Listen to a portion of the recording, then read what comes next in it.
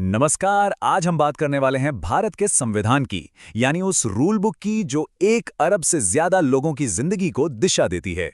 पर सबसे पहले एक बहुत ही बुनियादी सवाल, आखिर किसी भी देश को एक नियम पुस्तिका की जरूरत ही क्यों पड़ती है?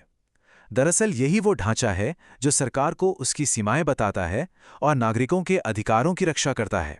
तो फिर असल में संविधान है क्या चीज? आइए इसे समझते हैं। देखिए, बहुत सीधे और सरल शब्दों में कहें तो संविधान किसी भी देश का सबसे बड़ा कानून है, अ सुप्रीम लॉ। ये तय करता है कि सरकार के पास क्या शक्तियां होंगी और साथ ही ये भी बताता है कि नागरिकों के अधिकार क्या हैं। ये वो नींव है जिस पर पूरे देश की इमारत खड़ी होती है। अब जरा चलते हैं इतिहास में और देखते हैं कि भारत का संविधान बना कैसे। सोचिए, साल है 1947। भारत को अभी अभी आजादी मिली है। उस वक्त इतने बड़े और अलग अलग संस्कृतियों वाले देश को एक साथ लाना एक बहुत बहुत बड़ी चुनौती थी। ये सफर बिल्कुल आसान नहीं था। इसकी शुरुआत हुई 1946 में, जब संविधान का ड्राफ्ट तैयार करने के लिए एक संविधान सभा यानी कॉन्स्टिट्यूएंट असेंबली बनाई गई। फिर जनवरी 1947 में एक प्रस्ताव पास हुआ जिसमें इसके मुख्य लक्ष्य तय किए गए और आखिरकार 2 साल से भी ज्यादा की मेहनत के बाद 26 नवंबर 1949 को संविधान का फाइनल ड्राफ्ट स्वीकार कर लिया गया। और इस सभा का मिशन वो बहुत साफ था और बहुत महान था। एक ऐसा भारत बनाना जो अपने हर एक नागरिक को न्याय, आज़ादी और बराबरी की गारंटी दे। ये सिर्फ एक दस्तावेज नहीं था, बल्कि आने वाली पीढ़ियों के लिए एक वादा था। और पता है, ये सिर्फ कागज पर लिखे हुए कुछ शब्द नहीं थे। जो हमारा ओरिजिनल संविधान था, उसका वजन था 3.75 किलोग्राम्स। जी हां, 4.25 किलो। ये अपने आप में इस दस्तावेज की भव्यता और महत्व को दिखाता है। और इसकी खासियत सिर्फ वजन में नहीं है। ये जानकर शायद आपको हैरानी हो कि ये डॉक्यूमेंट छापा नहीं गया था।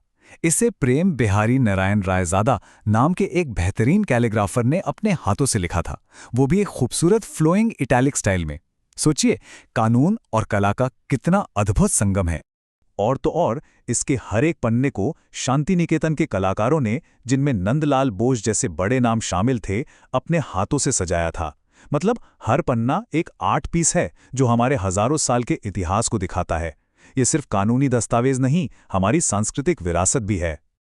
चलिए, अब आते हैं संविधान के सबसे जरूरी हिस्से पर, इसकी प्रस्तावना, जिसे अक्सर संविधान की आत्मा भी कहते हैं। यहीं पर इसके पूरे दर्शन का सार छिपा है।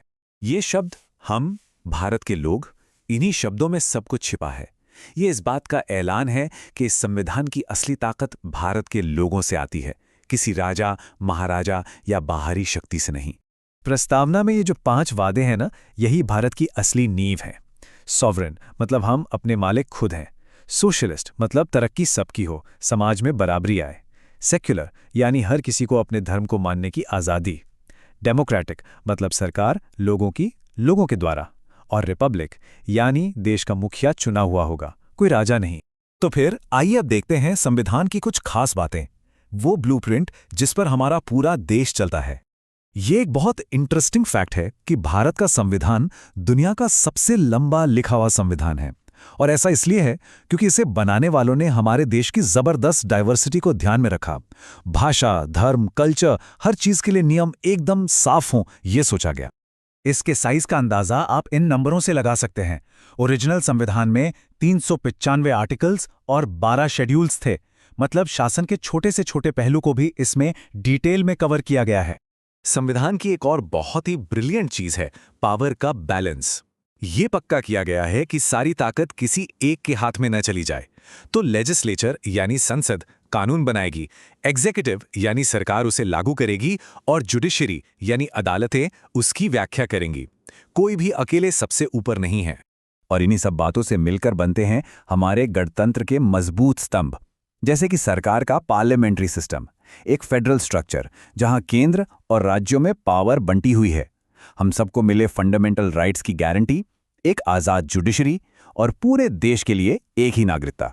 आखिर में एक बात समझना बहुत जरूरी है, भारत का संविधान कोई म्यूजियम में रखी पुरानी चीज नहीं है। ये एक लिविंग डॉक्यूमेंट है, एक जीवंत दस्तावेज। हमारा जो राष्ट्रीय प्रतीक है अशोक स्तंभ, वो इसी बात का सिंबल है।